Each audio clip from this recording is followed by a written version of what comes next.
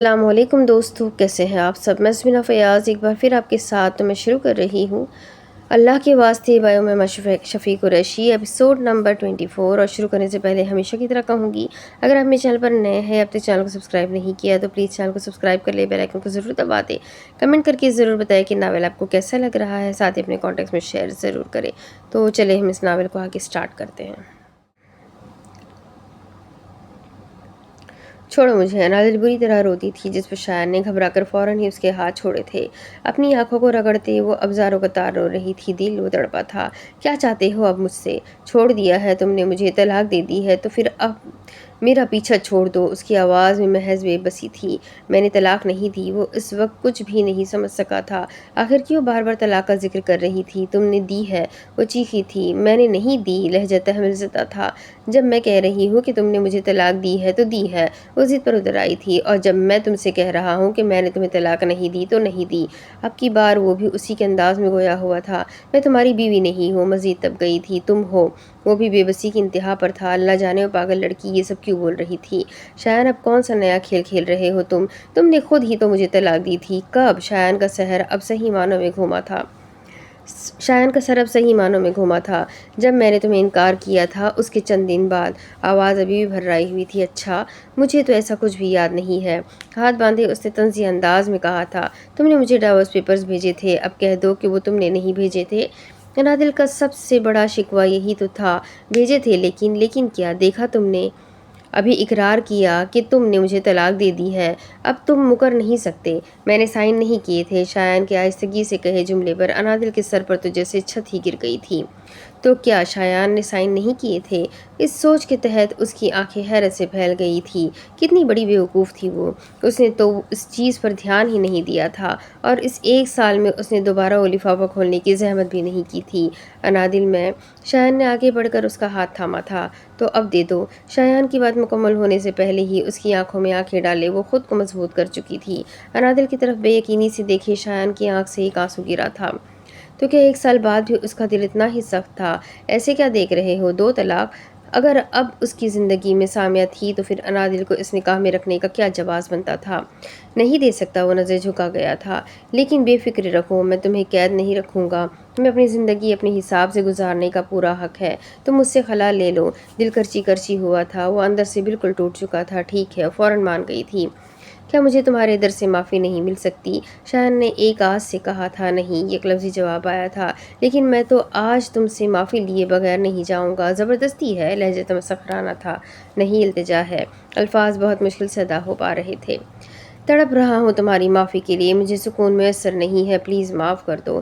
وہ برسوں کا تھکا ہوا لگ رہا تھا۔ کیوں؟ اب اتنے عرصے بعد تمہیں؟ انادل کے الفاظ ابھی منہ میں ہی تھے جب شایان ایک دم سے اپنے گھٹنوں پر تقریباً زمین پر ڈھہ گیا تھا۔ وہ گھبراہٹ کے مارے دو قدم پیچھے ہٹی تھی۔ گھٹنوں کے بل زمین پر بیٹھے شایان نے نظریں جھکائے ہاتھ جوڑے تھے۔ وہ سمجھ نہیں سکی تھی کہ یہ شخص کون ہے۔ کیا یہ شایان تھا؟ نہیں، یہ وہ نہیں تھا۔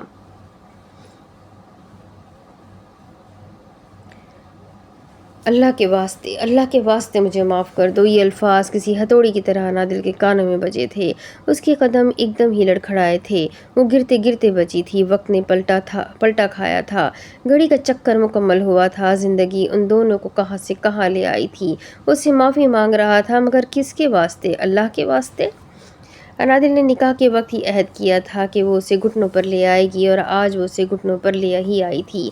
کشمیر کی وہ رات ایک بار پھر اسے یاد آئی تھی۔ اللہ کے واسطے مجھے میری چادر دے دو، پلیز، میں تمہیں اللہ کا واسطہ دیتی ہوں، مجھ پر رحم کرو۔ اللہ کے واسطے مجھے مت دیکھو۔ چپ، ایک دم چپ، مجھے اللہ کا واسطہ مت دو۔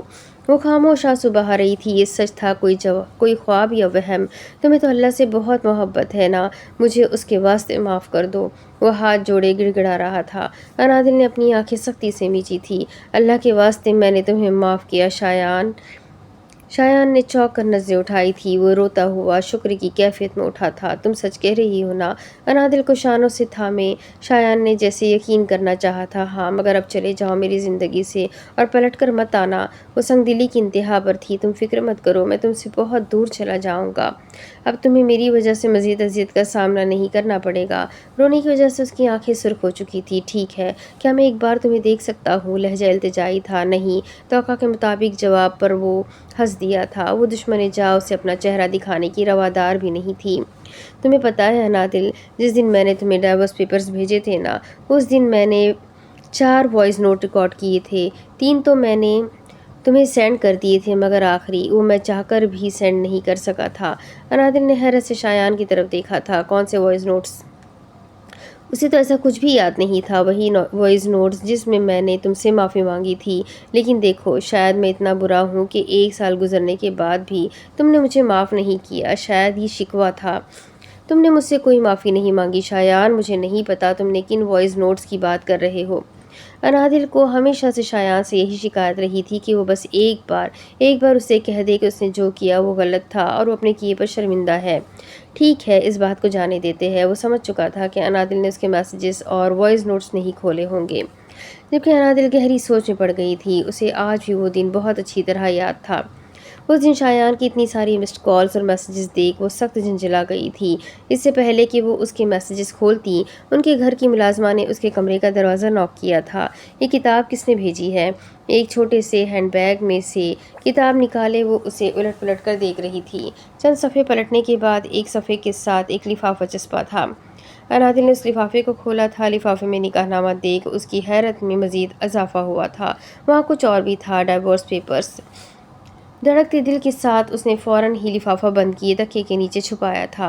اس نے اس چیز پر دھیان ہی نہیں دیا تھا کہ پیپرز پر سائن ہے یا نہیں۔ انادل کو بس اتنا پتا تھا کہ اگر شایان نے اپنی ماں کے ایک واسطے پر اس نے نکاح کیا تھا تو وہ اسے طلاق بھی دے دے گا۔ ایک دم ہی اس کے ہاتھ سے فون چھوٹ کر گرا تھا۔ اب وہ بستر پر شوق کی حالت میں بیٹھی تھی۔ فون نیچے زمین پر گرا ہوا تھا۔ چہرے پر محض اضطراب تھا۔ آنکھ سے ایک آنسو پھسل کر گال پر گرا تھا اور اگلے ہی لمحے اس کے لب اپنے آپ ہی مسکرائے تھے۔ میں آزاد ہو گئی انادل۔ شایان کی پکار پر وہ ہوش کی دنیا میں واپس آئی تھی۔ دیکھو، اب میں نے تمہیں معاف کر دیا ہے۔ اب چلے جاؤ میری زندگی سے۔ انادل نے دل پر پتھر رکھے شایان کو آزاد کیا تھا۔ اگر اب وہ سامیہ کی ساتھ زندگی میں آگے بڑھ چکا تھا تو انادل کو اس کی خوشیوں میں رکاوٹ بننے کا کوئی حق نہ تھا۔ بے فکر رہو، میں نے تم سے صرف معافی کی بھیک مانگی ہے، تمہارے ساتھ کی نہیں۔ تمہارے ساتھ کی بھیک میں اسی سے مانگوں جس نے میرے دل، میرے دماغ اور میری روح تک میں تمہارے عشق کو بسایا ہے۔ میں تمہارے ساتھ کی بھیک اسی سے مانگوں گا جو تمہیں مجھ تک لایا ہے۔ میں تمہارے ساتھ کی بھیک صرف اللہ سے مانگوں گا۔ آنکھوں میں بے بسی کا تاثر لیے وہ اب مڑا تھا۔ اس کے جانے کے بعد انادل کا ذہن مزید الجھ چکا تھا۔ کیا یہ وہی شخص تھا جسے قرآن کی آیتیں تکلیف دیتی تھی؟ کیا وہ اس کے ساتھ کوئی نیا کھیل کھیل رہا تھا؟ ہاں، یقیناً ایسا ہی ہے۔ اس کے دل نے ایک ہی جواب دیا تھا۔ آخر وہ کس بنیاد پر اللہ سے اس کے ساتھ کی بھیک مانگے گا؟ جب اپنی کزن کے ساتھ آگے بڑھ چکا تھا تو پھر اس کی آنکھوں میں یہ تڑپ کیوں تھی؟ گھر آ کر وہ بھاگتی ہوئی اپنے کمرے میں گئی تھی۔ الماری کھولے اس نے فوراً وہ لفافہ اٹھایا تھا۔ پچھلے 5 منٹ سے پیپرز کھولے۔ اب وہ شوق کی حالت میں تھی۔ آنکھوں سے آنسو ٹپ ٹپ بہنا شروع ہو گئے تھے۔ لب فوراً ہی مسکراہٹ میں ڈھلے تھے۔ وہاں کوئی سائن نہیں تھے۔ کس قدر بیوقوف تھی وہ! اگر اپنی اس بیوقوفی کے چکر میں وہ کسی اور سے نکاح کر لیتی پھر؟ اس سوچ کے تحت ہی اسے ٹھنڈے پسینے آنے شروع ہوئے تھے۔ ابھی وہ یہ سوچ ہی رہی تھی کہ اس کا فون بجا تھا۔ انادل، کیا ہوا؟ پیپرز پر سائن تھے؟ انادل کے فون اٹھاتے ہی مریم نے فوراً پوچھا تھا۔ نہیں۔ وہ تھکی تھکی سی پلنگ پر بیٹھی تھی۔ تمہارا دماغ ٹھیک ہے؟ بغیر کنفرم کیے تم کیسے کہہ سکتی ہو کہ تمہیں طلاق دے چکا ہے؟ پچھلے 1 سال سے انادل نے رو رو کر مریم کو بہت زج کیا تھا۔ اب اتنا غصہ تو بنتا تھا۔ پتہ نہیں، میرا تو دماغ ہی کام نہیں کر رہا۔ واقعی اس کے دماغ نے کام کرنا چھوڑ دیا تھا۔ بہتر ہوگا کہ تم اپنا دماغ استعمال ہی نہ کیا کرو اور بس چپ چاپ رشتے کے لیے ہاں کر دو۔ میں ایسا کچھ نہیں کروں گی۔ کیوں؟ اب کیا مسئلہ ہے؟ دانت کچلاتے مریم نے آنکھیں گھمائی تھی۔ وہ اپنی کزن کو پسند کرتا ہے۔ دل کو ایک ٹھیس پہنچی تھی۔ یہ سوال تم اپنے دل سے پوچھو کہ وہ کیسے چاہتا ہے۔ وہ کسے چاہتا ہے، جواب خود مل جائے گا۔ مریم شایان کی محبت اور دیوانگی کو پہچان چکی تھی، مگر انادل کی آنکھوں پر تو جیسے پردہ ہی پڑ چکا تھا۔ سامیہ نے مجھے خود بتایا ہے۔ تم نے شایان سے پوچھا اس بارے میں؟ نہیں، میں پاگل تھوڑی ہوں۔ وہ کیا سوچے گا میرے بارے میں کہ میں اس کے ساتھ کے لیے مری جا رہی ہوں؟ انادل نے منہ پھلائے کہا تھا۔ ہاں، تو اس میں غلط کیا ہے؟ مجھے نہیں چاہیے اس کا ساتھ۔ ویسے بھی بہت ساری ایسی وجوہات ہیں جن کی وجہ سے مجھے وہ قبول نہیں۔ اب وہ شاید اپنے دل کو بہلا رہی تھی۔ مثلاً مریم آج پیچھے ہٹنے والی نہیں تھی۔ مثلاً اس کا کردار۔ کشمیر میں بھی وہ کسی لڑکی کے ساتھ گھوم رہا تھا اور اس دن ریسٹورنٹ میں بھی۔ ہاں، واقعی اس کا کردار بالکل ٹھیک نہیں ہے۔ تبھی تو تم اس کے ساتھ ہر جگہ بغیر کسی خوف کے گھومتی پھرتی رہتی تھی، اور ایک حلال رشتے کے باوجود بھی اس نے اپنی حدود کو پار نہیں کیا۔ اور تو اور جب بیوی انادل شہزاد جیسی حسین ہو تو پھر تو طنز سے بھرپور لہجے میں وہ انادل کی کمزور سی دلیل کو رد کر چکی تھی۔ اسے اللہ کی آیتیں تکلیف دیتی ہے، اور قرآن ایک وقت میں تم بھی ایسی ہی تھی۔ مریم نے اسے آئینہ دکھایا تھا۔ خدا مت بنو انادل، کسی کو بھی جانچنے کا تمہیں کوئی حق نہیں ہے، آگے تمہاری مرضی ہے، جو چاہے کرو۔ مریم فون کاٹ چکی تھی۔ وہ ٹرانس کی کیفیت میں چند لمحے موبائل کی تاریک اسکرین کو دیکھتی ہی رہی۔ دل تم سے ملنے کوئی آیا ہے، انایا نے کمرے میں داخل ہوتے ہی کہا تھا۔ اس کے ساتھ سامیہ کو کھڑے دیکھ انادل کے تن بدن میں تو مانو آگ ہی لگ گئی تھی۔ جینز شرٹ میں ملبوس ہائی ہیلز پہنے وہ بہت خوبصورت لگ رہی تھی۔ کیسی ہو انادل؟ وہ چھوٹے چھوٹے قدم اٹھاتی مسکراتی ہوئی اس تک آئی تھی۔ انادل بھی مسکرائی تھی، ایسے جیسے کسی نے زبردستی اس کے ہونٹوں کو کھینچ کر مسکراہٹ میں ڈالا ہو۔ اب وہ شدید جلن محسوس کر رہی تھی۔ دونوں کے درمیان رسمی سی علیگ سلیگ کا تبادلہ ہوا تھا۔ انادل کو کافی حیرت ہوئی تھی، آخر سامیہ کیوں اس سے ملنے آئی تھی؟ وہ ملک سے باہر جا رہا ہے۔ سامیہ نے گہری سانس خارج کی تھی۔ کون؟ وہ جان کر انجان بنی تھی، تمہارا عاشق؟ انادل نے چونک کر سامیہ کی طرف دیکھا تھا۔ اسے روک لو، وہ ایک امید سے گویا ہوئی تھی۔ مریم سے بات ہوئی ہے میری؟ میں جانتی ہوں کہ تمہارے دل میں بہت وسوسے ہیں، مگر یقین کرو انادل، وہ شروع سے ایسا نہیں تھا، اسے حالات نے ایسا بنایا ہے۔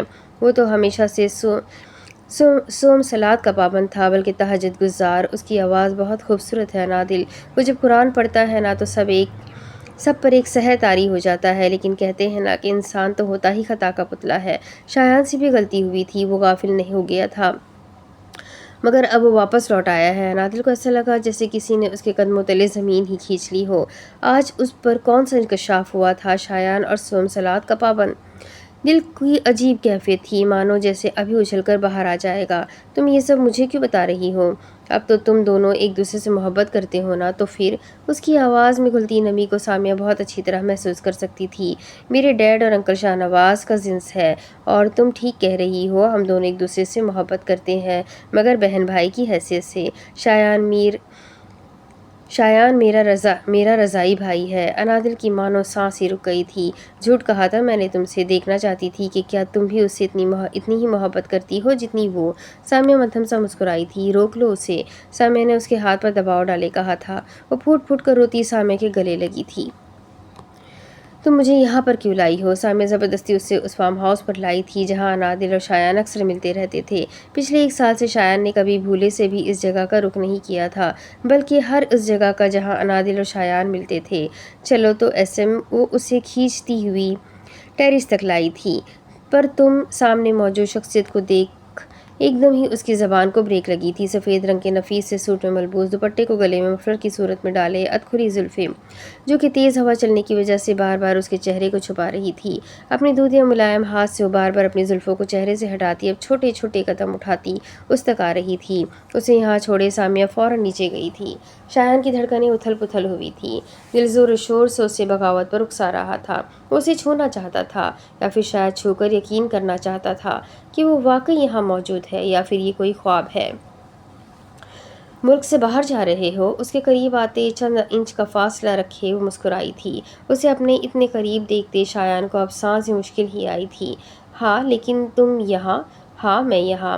مزید قریب ہوتے اپنی انگلی اس کے دل کے مقام پر رکھے انادل آج اسے چاروں خانے چت کر گئی تھی۔ کون سے ملک جا رہے ہو؟ 2 قدم دور ہوتے ہاتھ باندھے انادل نے لبوں پر دل فریب مسکراہٹ بکھیرے خوش دلی سے پوچھا تھا، جبکہ آنکھوں میں ہنوز شرارت تھی۔ لندن؟ شایان کے چہرے کا رنگ بالکل وقت تھا۔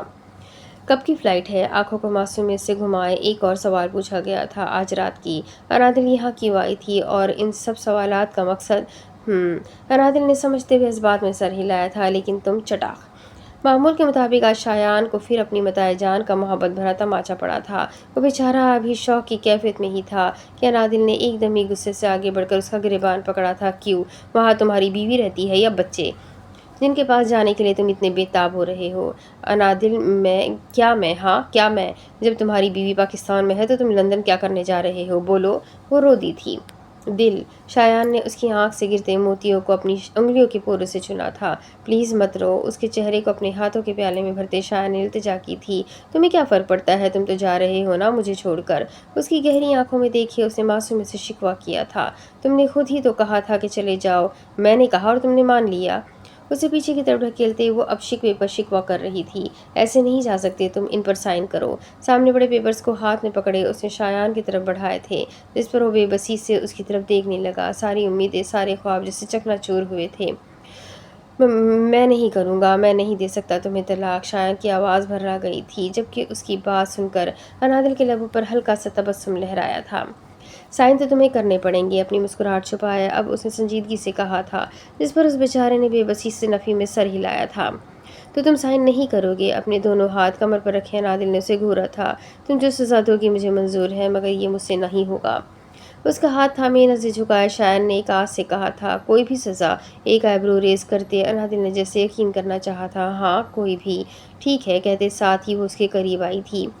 اس کی گردن کے گرد بازو حمائل کرتے انادل نے اپنی ایڑیاں اوپر اٹھائی تھی، اپنا چہرہ بالکل اس کے چہرے کے قریب کیے۔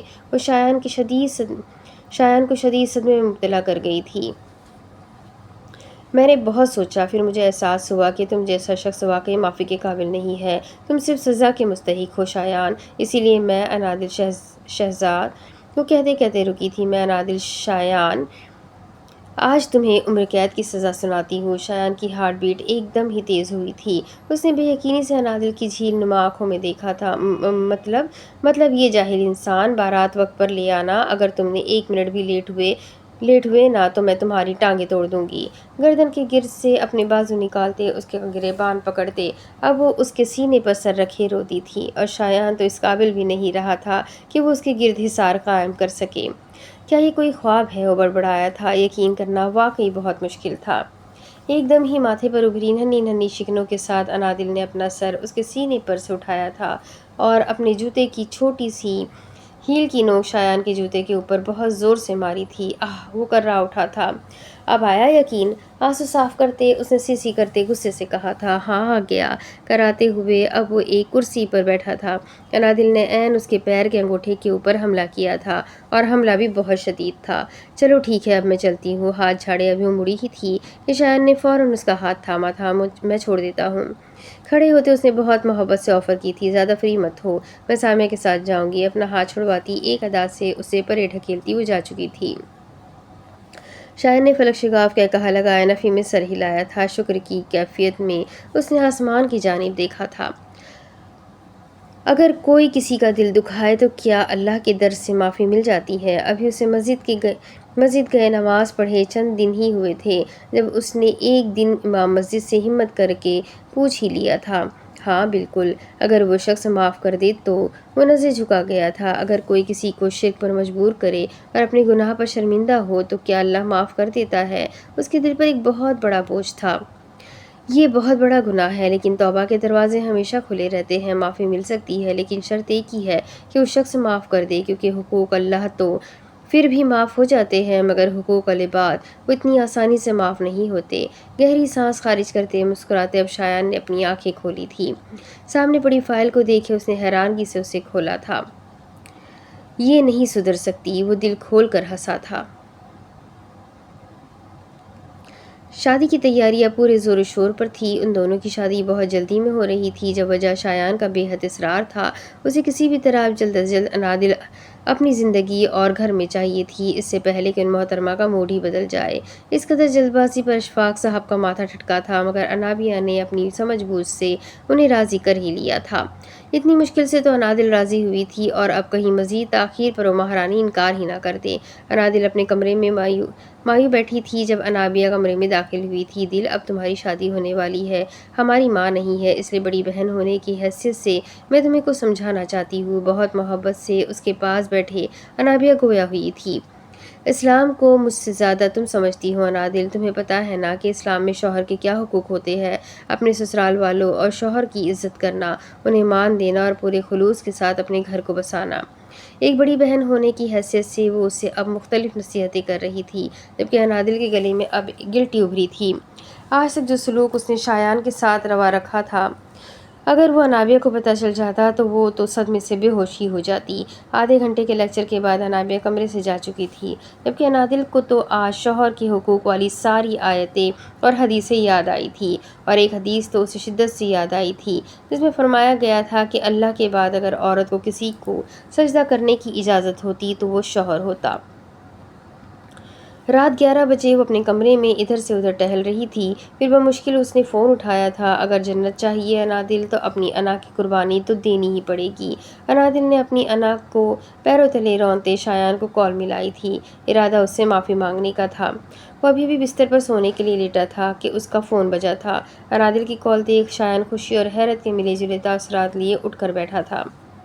السلام علیکم۔ شایان کی کال اٹینڈ کرتے ہی انادل نے لہجے میں مٹھاس گھولے کہا تھا، جبکہ دوسری طرف شایان کو شدید صدمہ پہنچا تھا۔ اس کے ہاتھ سے فون گرتے گرتے بچا تھا، یعنی اس جیسے گھٹیا شخص پر سلامتی بھیجی جا رہی تھی۔ آپ سو تو نہیں رہے تھے نا؟ دوسرا بڑا صدمہ۔ شایان نے اپنے دل کے مقام پر ہاتھ رکھا تھا۔ آپ، اف، اتنی عزت! میں نے سلام کیا ہے، آپ جواب نہیں دیں گے؟ وہی چاشنی بھرا محبت سے لبریز لہجہ۔ وعلیکم السلام۔ شایان نے اپنے ہاتھ پر چٹکی کاٹی تھی، یہ یقین کرنے کے لیے کہ کہیں وہ کوئی خواب تو نہیں دیکھ رہا۔ کیسے ہیں آپ؟ تیسرا شدید صدمہ۔ اب وہ اس سے زیادہ صدمے برداشت نہیں کر سکتا تھا۔ انادل، اس وقت کہاں ہو تم؟ بستر سے جلدی سے اٹھتے شایان نے فکر مندی سے پوچھا تھا۔ اپنے کمرے میں، نہایت دھیمے لہجے میں جواب دیا گیا تھا۔ میری جان، تم وہیں رکو، میں ابھی آ رہا ہوں، پھر ہم ڈاکٹر کے پاس چلیں گے۔ تم بالکل فکر مت کرو، سب ٹھیک ہو جائے گا۔ جلدی سے جوتے پہنے شایان نے گاڑی کی چابی اٹھائی تھی۔ ہے، مجھے کیا ہوا ہے؟ بلبل، یاد کرو کہ آج تمہارا سر کسی بھاری چیز سے تو نہیں ٹکرایا تھا نا؟ کہیں چوٹ ووٹ تو نہیں لگی نا میری جان کو؟ شایان صحیح معنوں میں پریشان ہوا تھا۔ کیا تم مجھے پاگل کہہ رہے ہو؟ تمام تر اخلاق کو سائڈ پر رکھے اب وہ اس پر پھٹ پڑی تھی۔ صحیح کہتے ہیں کچھ لوگ عزت کے قابل ہی نہیں ہوتے، بھاڑ میں جاؤ بدتمیز کہیں کے۔ اسے کھڑی کھڑی سناتے انادل نے کھٹاک سے فون بند کیا تھا، جس پر شایان نے شکر کا کلمہ پڑھا تھا، یعنی وہ بالکل ٹھیک تھی۔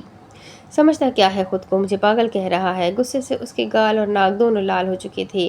2 منٹ بعد انادل کا فون پھر بجا تھا۔